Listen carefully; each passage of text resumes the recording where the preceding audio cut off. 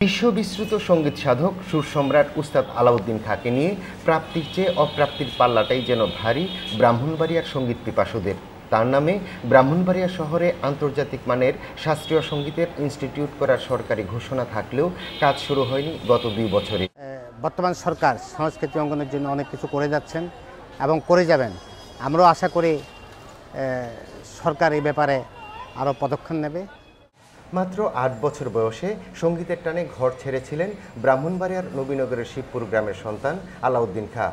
এরপর দীর্ঘ বন্ধুর পথ পাড়ি দিয়ে সঙ্গীতে বিশ্বজয় করেন। একই সাথে ব্রাহ্মণবাড়িয়ার নামও ছড়িয়ে পড়ে বিশ্বময়। সেই আলাউদ্দিন খাঁকে নিয়ে এখানকার মানুষের গর্বের কমতি নেই, কিন্তু তার মূল্যায়ন সেভাবে না হওয়ায় ক্ষুব্ধ সংস্কৃতি কর্মীরা। আসলে সুর সম্রাট আলাউদ্দিন খাঁ ছিলেন একজন বিশ্বখ্যাত সঙ্গীতজ্ঞ।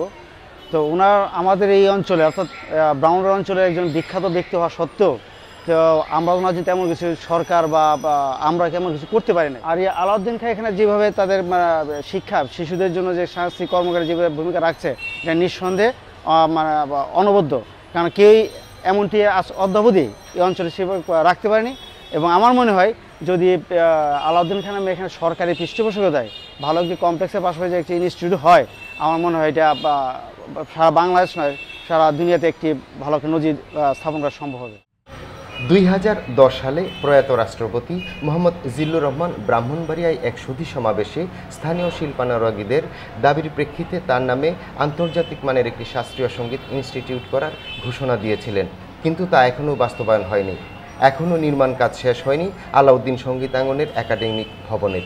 এই প্রতিষ্ঠানটি বিশ্বনন্দিত সুর সম্রাট উস্তাদ আলাউদ্দিন খাঁ প্রতিষ্ঠা করে গিয়েছিলেন তার নিজের বাড়িতে, এবং উনি বলেছিলেন এটা উচ্চাঙ্গ সঙ্গীতের আশ্রম হবে।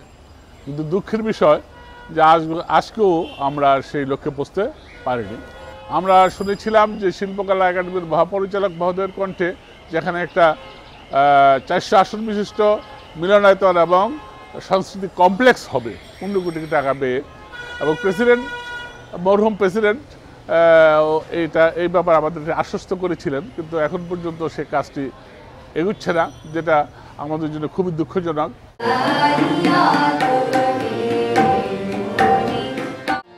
ব্রাহ্মণবাড়িয়া শহরের প্রাণকেন্দ্র কুমারশীলের মোড়ে উস্তাদ আলাউদ্দিন খাঁর বাড়িতে একটি সঙ্গীত শিক্ষা কেন্দ্র রয়েছে।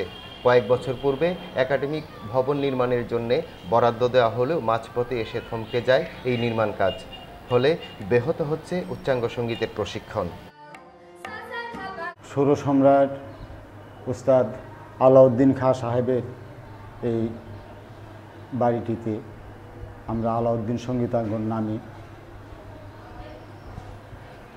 এই শিক্ষা প্রতিষ্ঠানটি কোনো রকমে চালিয়ে যাচ্ছি।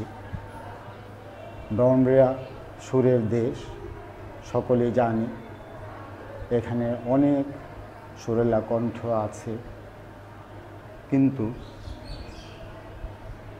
ভালোভাবে প্রশিক্ষণ না পাওয়াতে ব্রাহ্মণবাড়িয়া সুরের রাজধানী হিসাবে পরিচিত ছিল, সেটা হারিয়ে যেতে বসেছে। অথচ দেখেন আপনারা ইন্ডিয়াতে ওনাকে বাবা বলে সম্বোধন করে, কিন্তু আমাদের ব্রাহ্মণবাড়িয়াতে এখানে ওনার নামে একটা রাস্তা বা ঘাট বা কোনো কিছু একটা আমরা কিছুই ওনার নামে নেই। তবে আমাদের দাবি যে আমরা ওনার নামে কিছু একটা হোক, ব্রাহ্মণবাড়িয়াবাসী দেখুক যে এত বড় একজন উস্তাদ সুর সম্রাট আলাউদ্দিন খাঁর নামে কিছু একটা রাস্তাঘাট কিছু একটা হয়েছে, এটাই আমাদের দাবি।